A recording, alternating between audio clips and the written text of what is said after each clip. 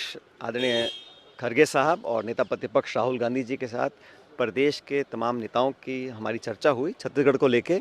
उसमें PCC, CLP, Bhupesh Baghel साहब, T Singhdeo साहब, साहू जी, हम सब मौजूद थे और अब तक संगठन की जो गतिविधियाँ रही हैं उस पर चर्चा हुई। और आजकल छत्तीसगढ़ में जो राजनीतिक मुद्दे हैं उस पर दिशा निर्देश यहाँ दिल्ली से खरगे साहब और राहुल जी ने दिया है। और छत्तीसगढ़ में जो 2 साल से सरकार है तमाम मोर्चों पर फेल है।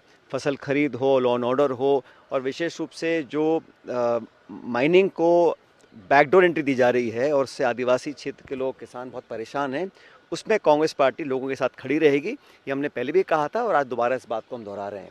और आने वाले समय में जो नरेगा को लेकर सरकार ने जो नियम बनाए हैं, एक तरह से उस कानून का गला घोटा है। जो अधिकार था अब उसको उन्होंने सीमित कर दिया है, बजट को भी सीमित कर दिया और निर्णय लेने की शक्ति, पहले गांव देहात में तय होता था कहाँ कुआं बनेगा, कहाँ सड़क बनेगी, अब पूरा सेंट्रलाइज किया है। तो ये जो मानसिकता है ये किसान, गरीब, निर्धन, असहाय, निर्बल जो लोग हैं उनके ऊपर एक कुटाघात सरकार ने किया है। इसका विरोध पूरे देश में हो रहा है। और कांग्रेस पार्टी जो भूमिहीन किसान हैं, जो डेली वेजर है, लेबर है, जिनके पास एक सुरक्षा कवच हमारी सरकार में मिला था, वो वंचित करने की योजना सरकार ने बनाई है। और जिस तरीके से बनाई है, कोई चर्चा, विचार विमर्श, संशोधन का नाम दे रहे हैं, लेकिन नरेगा को ख़त्म किया जा रहा है। उस पर पूरे छत्तीसगढ़ समेत देश में कांग्रेस पार्टी में मूवमेंट लेकर आगे आई है। हम इसका विरोध करेंगे।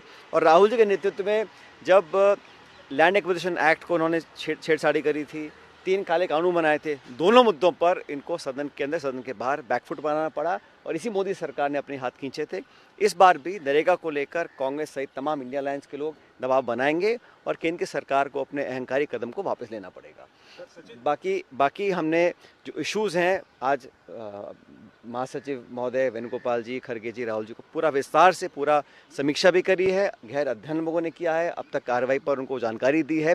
और आने वाले कुछ हफ्ते महीनों में सदन के अंदर हम लोग क्या मुद्दों को लेकर सरकार को काउंटर करेंगे, दबाव बनाएंगे और कार्यकर्ताओं को लेकर जो हम लोगों ने बीएलए से लेकर संगठन को मजबूत करने का जो एक